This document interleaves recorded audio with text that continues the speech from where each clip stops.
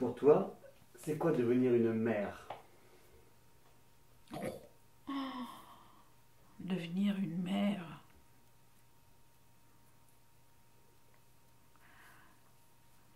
Ben, la maternité, c'est... Déjà, il y a des femmes, je pense que ça n'intéresse pas du tout, donc ça c'est quelque chose que j'ai du mal à... Pas à accepter, mais du mal à comprendre. Ah non, moi je voulais vraiment un enfant, j'ai fait tout, j'ai été opérée 2 fois, ça marchait pas. Finalement, je me suis dit, ou je me fous en l'air, ou je me démerde pour avoir un enfant. Et donc j'avais fait une demande d'adoption à Haïti, et j'avais les papiers qui étaient prêts et tout. J'avais un avocat là-bas et il y a eu un coup d'État. C'était, ben, ma fille a 32 ans déjà maintenant, donc c'était il y a plus de 30 ans. Il y a eu un coup d'État en Haïti et donc toutes les procédures ont été annulées. Donc, par hasard, ah oui, ça c'est une anecdote qui est assez enfin, intéressante, je ne sais pas, mais moi qui m'a toujours interpellée. Je faisais de la pub pour Cajoline. Tu vois, le petit nounours, quand il tombe, coucou, c'est moi, Cajoline.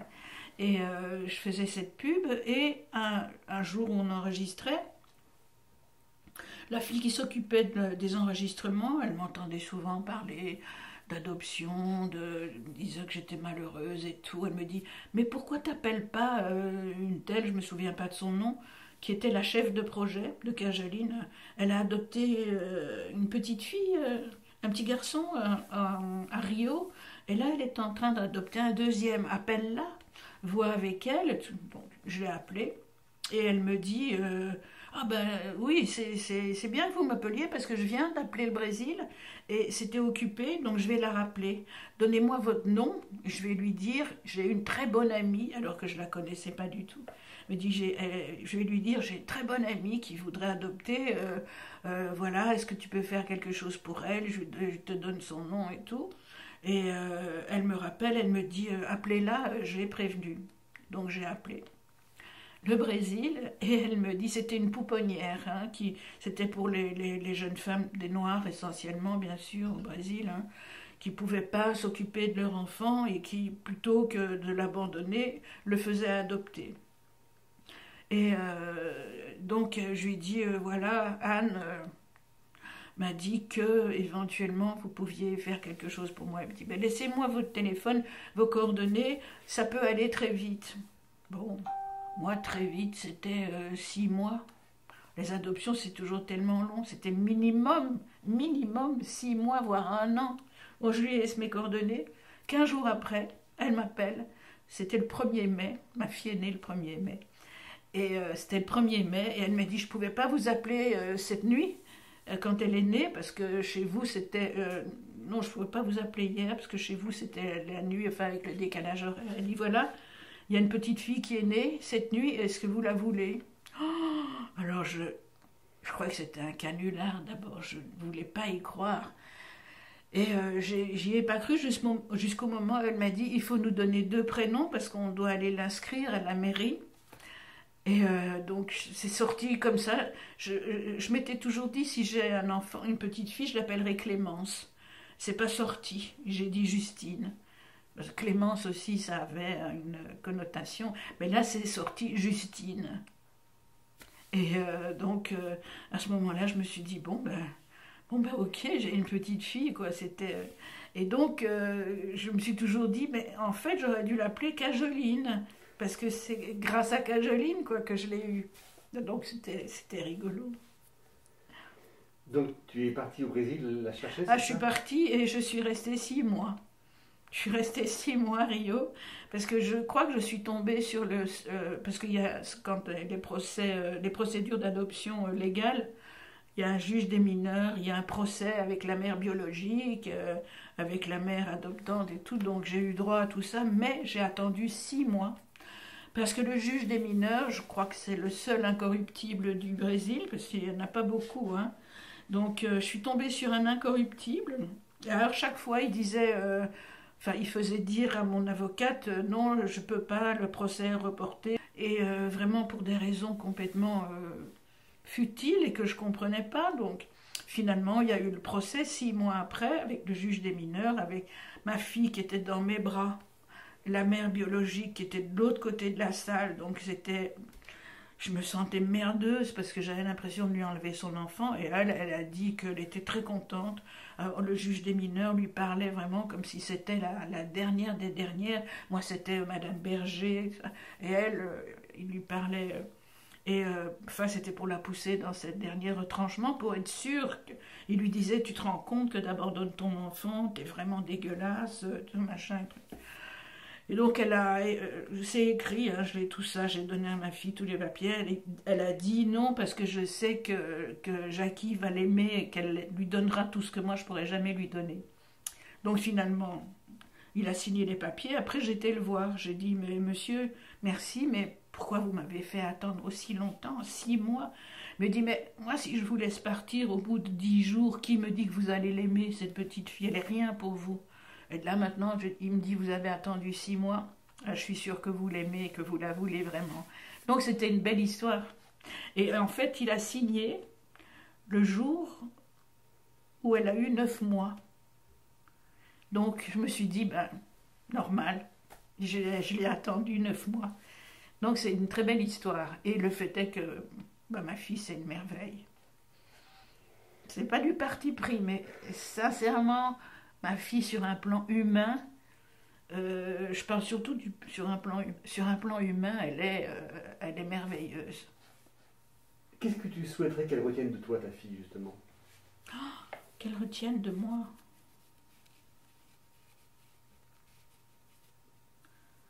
L'amour que j'ai pour elle.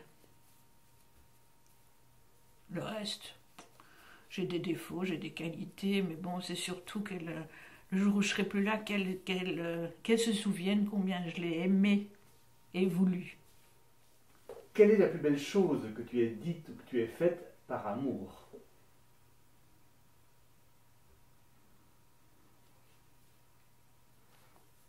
Que j'ai faite, je crois que c'est rester 6 mois au Brésil toute seule pour pouvoir ramener ma fille. Je crois que ça c'est vraiment la plus belle chose parce que honnêtement, 6 mois c'est long, hein. 6 mois toute seule, ne sachant pas, ne connaissant pas l'issue en plus, puisque à chaque fois le procès d'adoption était reporté, je me suis vue un jour et je me suis dit, je m'en fous, je resterai ici toute ma vie, mais je resterai avec ma fille. Je crois que c'est la plus belle chose que j'ai faite. À savoir que au Brésil, depuis le jour où je suis arrivée jusqu'à mon départ, j'avais la garde de ma fille, mais je ne pouvais pas quitter le territoire. Donc oui, Dieu merci, elle était avec moi tout le temps.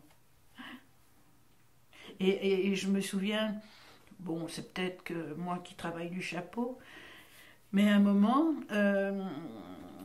en fait, quand je suis partie au Brésil, ça c'est une anecdote qui a un rapport avec les comédiens. Il y a un comédien qui s'appelle Francis Lax, donc je ne sais pas si tout le monde connaît, peut-être pas, mais bon, je travaillais beaucoup avec lui en doublage, et la veille de mon départ, Francis m'avait dit « Oh, si tu vas à Rio, va voir ma tata, ça fait très longtemps que je ne l'ai pas vue, pour lui donner de mes nouvelles, et puis comme ça tu m'en donneras à ton retour. » Il m'avait donné ses coordonnées et tout, et puis... là où j'étais dans la pouponnière, là, avec ma fille, ça se passait pas très bien parce que enfin, ça se passait pas très bien. J'étais pas trop à l'aise parce que la dame qui s'occupait de cette pouponnière avait un amant brésilien qui était un peu siphonné, qui s'était pris de l'acide sur le visage, et je me suis dit, ouh là là, un truc qui va mal se terminer ici. Donc, je me suis dit, je vais aller voir cette dame. Et puis j'étais la voir avec ma fille, et je ne sais pas pourquoi, je me suis sentie en confiance. Je lui ai dit, est-ce que vous accepteriez que je m'installe chez vous avec ma fille? Parce que là où je suis pas à l'aise. Et donc c'était une très vieille dame, elle avait plus de 80 ans, et elle me dit, mais très très gentille, en pamoison devant ma fille, qui était au demeurant très très jolie, et elle me dit... mais il faut que je demande à ma bonne l'autorisation. Et alors, donc, sa bonne, elle a dit, oh, elle était toute en effervescence. Elle dit, mais oui, avec plaisir et tout. Et voilà. Et donc, je me suis installée chez cette dame pendant, je suis restée 5 mois, je crois, chez la tante de Francis Lax. Alors, c'était drôle. Et on s'est prise d'amitié comme ça. Et elle m'a jamais rien demandé. J'avais ma chambre avec ma fille et tout. Elle m'a jamais rien demandé. Mais ouais, j'ai fait plein de belles rencontres aussi. Mais c'est vrai que 6 mois, puis après, au bout d'un moment, je crois qu'elle était souffrante, elle était fatiguée. Elle m'a demandé de partir, donc j'ai loué un appartement après, mais j'étais assez éloignée de tout. Mais bon, c'était Rio, quoi. Mais je n'ai pratiquement rien vu de Rio. En fait, je n'avais Dieu que pour ma fille. Et je suis partie, j'ai quitté le jour le premier jour du carnaval. Donc je ne voulais rien savoir de ce carnaval, j'en avais vraiment rien à faire, je voulais partir. Et premier vol, il y avait beaucoup de place, il n'y avait pas beaucoup de place pour les gens qui venaient pour le carnaval, mais par contre il y avait toute la place dans les avions pour partir. Donc le premier vol que j'ai pu prendre, je l'ai pris et voilà. Donc oui, c'est un moment vraiment très très important dans ma vie. Et l'arrivée en France, du coup, parce que tu commençais une nouvelle vie quasiment, même si tu avais un petit peu entamé au Brésil, mais ton arrivée en France avec ta fille. Ah, mon arrivée en France, c'était le bonheur. C'était un truc tellement inespéré pour moi. Et puis en plus de ça, c'est vrai elle est toujours, mais elle était très jolie, c'était un très joli bébé. C'est pas parce que c'est ma fille, hein, parce que je trouve qu'il y a des enfants qui sont moches et sans intérêt, mais c'était vraiment un beau bébé. Ouais, c'était le bonheur. En plus de ça, j'avais la chance d'avoir trouvé une nounou qui habitait chez nous. On avait une très grande maison en location à Suresnes. Et elle avait tout le dernier étage, la nounou qui était une petite Normande, qui s'est prise d'amour, mais alors pour ma fille. Donc je pouvais partir travailler, j'ai recommencé à travailler très vite. Pourtant je suis partie 6 mois. Et j'ai été remplacée sur 2-3 trucs. Et pendant ces 6 mois, je me souviens même que j'avais fait un aller-retour, 2 allers-retours. Un aller-retour parce qu'on était en train d'enregistrer Arnold et Willy, et qu'il y avait je ne sais pas combien d'épisodes et qu'il fallait livrer à la télé. Donc j'étais obligée de rentrer. Bon, ils m'ont payé mon voyage, mon aller-retour. Oui, oui, l'anecdote aussi, c'est que bon, quand je suis partie à ce moment-là, je suis rentrée donc à Paris, mais je suis restée quoi, 1 semaine. Et ils m'ont appelée à la fin de la semaine en me disant, donc du Brésil, la dame m'a appelée, elle me dit, il faut rentrer, il faut revenir, parce que depuis que vous êtes parti, elle n'arrête pas de pleurer. On l'a emmenée chez le médecin, ils n'ont rien trouvé, elle va très bien, mais depuis que vous êtes parti, elle n'arrête pas de pleurer. Donc quand je suis rentrée, elle a arrêté de pleurer. Donc c'était un truc vraiment très... C'était magique. L'arrivée de ma fille, c'est sûr que ça m'a transformée. C'est sûr qu'avant j'étais malheureuse. Ça me manquait. J'étais pas. Bon, j'ai toujours aimé rigoler, mais il y avait toujours un truc, un sentiment de. Il y avait quelque chose qui me manquait, qui n'était pas abouti chez moi. Et puis c'est sûr que l'arrivée de ma fille, ça m'a transformée. Alors, peut-être pas en bien, hein, mais moi en tout cas, je sais que ça m'a transformée. Parce que j'avais cette responsabilité d'une vie en plus qui m'était confiée, que c'est même pas moi qui avais donné la vie, c'est quelqu'un qui m'avait confié la vie de son enfant. Et donc j'ai toujours été consciente et j'ai toujours dit à ma fille, je ne t'ai pas donné la vie, mais je t'ai sauvé la vie. Et elle est consciente de ça aussi, elle me dit souvent merci. Elle me dit merci maman pour tout ce que tu as fait pour moi, merci pour ton éducation, merci pour plein de choses. Et donc, oui, enfin bon, je parle beaucoup de ma fille, hein. Il faut m'excuser, mais c'est tellement important pour moi que je pourrais parler que de ça d'ailleurs, hein. Mais bon. Est-ce que tu as pu retourner au Brésil avec ta fille? Mais oui, je suis retournée au Brésil avec Justine quand elle avait En fait, je voulais y aller pour ses 20 ans et elle m'a dit, je ne suis pas prête. Donc on y a été pour ses 21 ans. Elle m'a dit, je suis pas prête, maman, j'ai peur. J'ai peur d'y aller. Et elle m'avait dit, non, ça c'est quand on y a été, elle me dit, est-ce que tu crois que si je croise ma mère dans la rue, je vais la reconnaître ou elle va me reconnaître? Parce qu'elle a sa photo depuis qu'elle est toute petite, hein. J'avais une photo d'elle où elle est dans les bras de sa maman. Elle est bébé, hein, dans les bras de sa maman. Et depuis toujours, elle sait que je ne suis pas sa mère biologique. Donc elle a la photo de sa mère avec. Et elle me dit, est-ce que tu crois qu'elle me reconnaîtrait? Je dis, oh, ça m'étonnerait. Puis toi non plus, hein.